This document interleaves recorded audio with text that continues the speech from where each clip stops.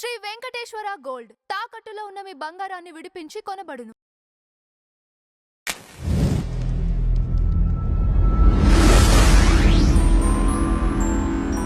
నమస్కారం గురుదేవ. ఆశీర్వచనం నాయన. గురుదేవ, ఈ మధ్య కాలంలో అందరూ కూడా ఏదో ఒక దేవుడి యొక్క గాయత్రి మంత్రాన్ని జపిస్తూ ఉంటారు. గాయత్రి మంత్రాన్ని జపించేటప్పుడు మనం ప్రత్యేకంగా పాటించాల్సిన నియమాలు, నిష్టలు ఏమైనా ఉన్నాయా? గాయత్రి మంత్రం అనేటువంటిది చెబుతున్నప్పుడు మనము ఏ పూజ చేసినా గణపతి పూజ దగ్గర నుంచి ప్రారంభం. ఎందుకంటే మొట్టమొదట గణపతి పూజ చేస్తాం. దానికన్నా ముందు కలశ పూజ అని చేస్తాం. దానికన్నా ముందు సంకల్పము చెప్పుకుంటాం. సంకల్పం అంటే ఏమిటి? ఏ కోరిక కోసము మనము చేస్తూ ఉన్నామో, ఏ ఇష్టి కోసం మనం ఏ కార్యక్రమం అయితే తలపెట్టామో ఆ తలపెట్టడంలో ఉండేటువంటి ఆంతర్యం ఏమిటి, దాని గురించి బ్రాహ్మణోత్తముడు సంకల్పము చెబుతాడు. సంకల్పము చెప్పిన తర్వాత చాలామంది మామూలుగా అర్చకులు వీళ్ళందరూ పౌరోహితులు చేసేటువంటి చెప్తారనమాట. యజమానిని అక్కడ చేస్తూ ఉన్నప్పుడు భార్యాభర్తలు ఇద్దరిని కూర్చోబెట్టి దంపతులను చేస్తున్నప్పుడు మగవాళ్లను ముక్కు పట్టుకోమని చెప్తారు. గాయత్రి మంత్రం చేస్తున్నప్పుడు కాస్త ముక్కు పట్టుకొని శ్వాస ఉచ్ఛ్వాస నిశ్వాసలు చేయమని చెప్తారు. ఆడవాళ్ళు పట్టుకోవాల్సినటువంటి అవసరము ఎంత మాత్రము లేదు. ఎందుకంటే ఆమెయే గాయత్రి. మన కాళ్లకు మనం నమస్కారం చేసుకోవాల్సిన అవసరం లేదు.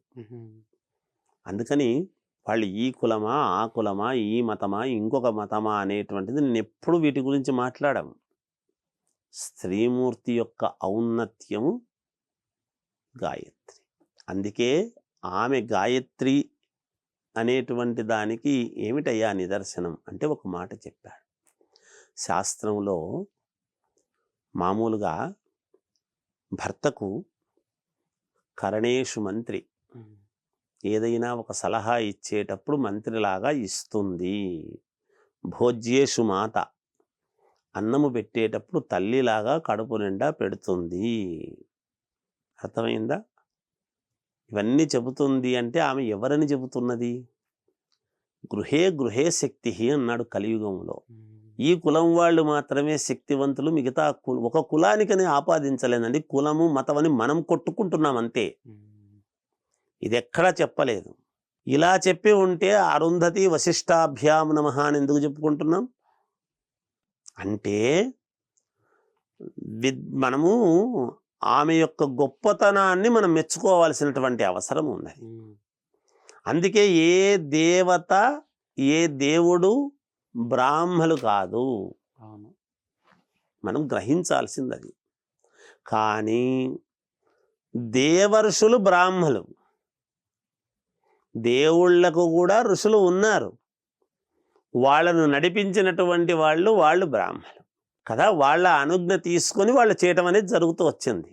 వాళ్ళ నడిపించగలిగినటువంటి ఇది ఏది న్యాయమో ఏది ధర్మమో చెప్పగలిగినటువంటి వాళ్ళు అని పెట్టుకున్నారు. అందుకనే భగవంతుడు ఎప్పుడూ కూడా దైవం మంత్రాధీనం తన్మంత్రం బ్రాహ్మణాధీనం బ్రాహ్మణో మమ దేవత అన్నారే తప్ప ఎందుకు దాన్ని స్వచ్ఛముగా ఎక్కడ పలకాలో అక్కడ పలకటం. అందుకే బ్రాహ్మణులకు పొట్ట వచ్చి రావటంలో ఆంతర్యం ఏమి అంటే మంత్రానుష్ఠానం చేస్తూ ఉన్నప్పుడు గాలిని ఎక్కువగా పీల్చాల్సినటువంటి అవసరం ఏర్పడుతుంది. మంత్రము చెబుతున్నప్పుడు ముక్కు ద్వారా గాలి పీల్చి నోటి ద్వారా మంత్రాన్ని చాలా దూరము పట్టుకొని వదలాల్సినటువంటి అవసరం ఏర్పడినప్పుడు గాలి లోపలికి వెళ్ళి బొజ్జగా తయారవుతుంది. కానీ బ్రాహ్మణో భోజన ప్రియాన్ని అన్నం ఎక్కువ తిన్నదాని వల్ల పొట్టొచ్చిందని కాదు, గ్రహించాల్సింది ఒకటి. అందువల్ల ఇక్కడ గాయత్రి మంత్రము అనేటువంటిది మొట్టమొదట్లోనే చెప్తారు. ఓం భూర్భువస్సువః తత్సవితుర్వరేణ్యం భర్గోదేవస్య ధీమహి ధియో యో నః ప్రచోదయాత్. మనం మామూలుగా ఉత్తిష్టంతు భూతపిశాచాః ఏతే భూమి భారతాః ఏతేషాం అవిరోధేన బ్రహ్మకర్మ సమారభే అని చెప్పి ఆ చుట్టూ ఉండేటువంటిది ఏదైనా భూతాలు ప్రేతాలు ఆత్మలు ఉంటే అన్నీ కూడా పోతాయి గాక, ఇంట్లో ఉండేటువంటిది ఏదైనా బయటికి వెళ్ళిపోతుంది గాక, ఘంటానాదం అని చెప్పి ఒక్కసారి ఆగమార్థంతు దేవానాముని గంట వాయించడంలో ఉండేటువంటి అర్థము ఇది చెప్పటము. గాయత్రిని ఎప్పుడైతే మనం స్మరిస్తున్నామో గాయత్రిని చెప్పకుండా మిగతా మంత్రాలు పూర్ణత్వం అవ్వటానికి లేదు, ప్రారంభం చేయటానికి.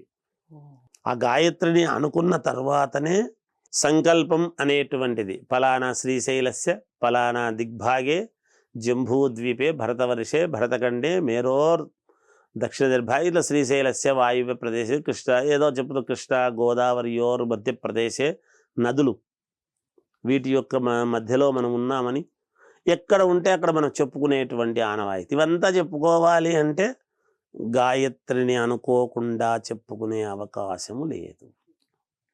అందుకని ఇక్కడ ఇక మీ ప్రశ్నలో ఏమిటి, ఇంకక్కడ గాయత్రి ఎవరైనా చెప్పుకోవచ్చా, చేసేటప్పుడు నియమం ఏమిటి అని. ఇది గాయత్రి మంత్రం అనేటువంటిది మన వాళ్ళు ఏం చేస్తున్నారు అంటే బహిర్గతం చేసి గాల్లోకి వదిలేస్తున్నారు. అది తప్పు. మననం చేయాలి. మౌనం మంత్రార్థ చింతనం అన్నాడు. లోపల నాలుక కూడా కదలకుండా ఎప్పుడైతే మనము మననము చేస్తామో అది చాలా గొప్పది. మనకు ఒంటిన పట్టుతుంది, ఎప్పుడు కూడా మన శరీరములో ప్రతిభ పెంచుతుంది, మన ముఖములో వర్చస్సు పెంచుతుంది, మనకు జ్ఞానాన్ని పెంపొందింపజేస్తుంది. అందుకనే పూర్వకాలపు ఋషులు తపస్సు అనేటువంటి పదం ఎక్కడి నుంచి వచ్చిందండి? వాళ్ళందరూ బయటికి మైకులు పెట్టుకొని అరుస్తూ మంత్రాలు చెప్పలేకనా? ఒక చోటికి వెళ్ళి తపస్సు చేసుకుని వచ్చి అలా కమండలంలో నీళ్లతో అలా ఉచ్చరించి అలా నీళ్లు చల్లితే శాపగ్రస్తులు అవ్వడానికి గల కారణం ఏమిటి అంటే నోటికి ఉన్న పవర్, ఆ మంత్రానికి ఉన్నటువంటి పవర్, ఆ ఉచ్చరించేటువంటి వాడి యొక్క జ్ఞాన సంపద, ఆ నిరంతరము ఏ ఇష్టి కోసమైతే జపమాల తిప్పి ఉంటాడో ఆ జపమాల యొక్క పవరు, ఆ చేతికి ఉన్నటువంటి యోగము, ఇవన్నీ కారణాలు అవుతాయి. రాముడు బాణం తీసి వదిలినాడు అంటే ఊరికే వదిలితే రామబాణం వెళ్ళదు. ఆ రామబాణం వదులుతూ ఉన్నప్పుడు ఒక మంత్రము అనేటువంటిది దానికి మననము చేస్తే అది శస్త్రముగా మారి వెళ్ళి ఎదటివాణ్ణి చెండాడుతుంది. అంతే కదా, అది కదా నేర్పించారు. ఏ మంత్రము లేకుండా ఊరికే నేను వదులుతానులే అంటే ఎందుకు పోతుంది? పోదు. అవి రావాలి.